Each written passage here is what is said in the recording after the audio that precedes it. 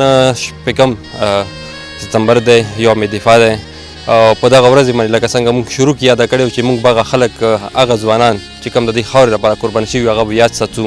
نن موجود یو د کیپټن نوابزاده جاذب الرحمن په مقبرې کې.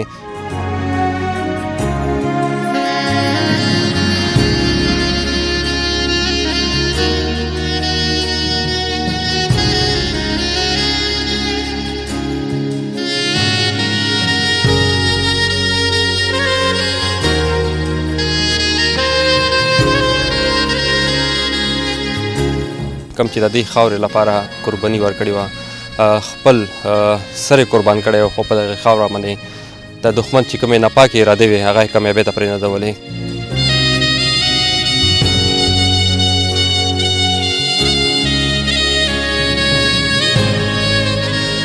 جاذب داسې یو یونیک غوندې بچی و چې دا شروع کې د سکول لایف نه ده به داسې نوي نوي کارونه کولو.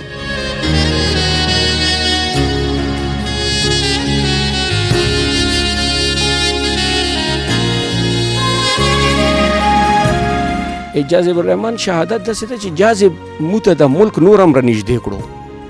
موږ سره پهله د ملک د دا احساسات نه وو چې شهادت د ده ملک دپاره څوک ځان قربان کړي نو هغه به څه فیلینګز وي. جاذب په موږ باندې د ده ملک وپېژندو، د ده ملک مینه یې راباندې وپېژندله.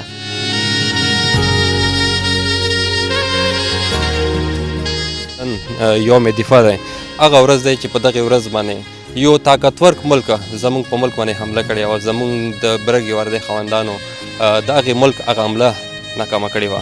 نن یوم دفاع ورځ منځلې کېږي په ټول ملک کې او دغو شهیدانو ته موږ سلوټ کوو.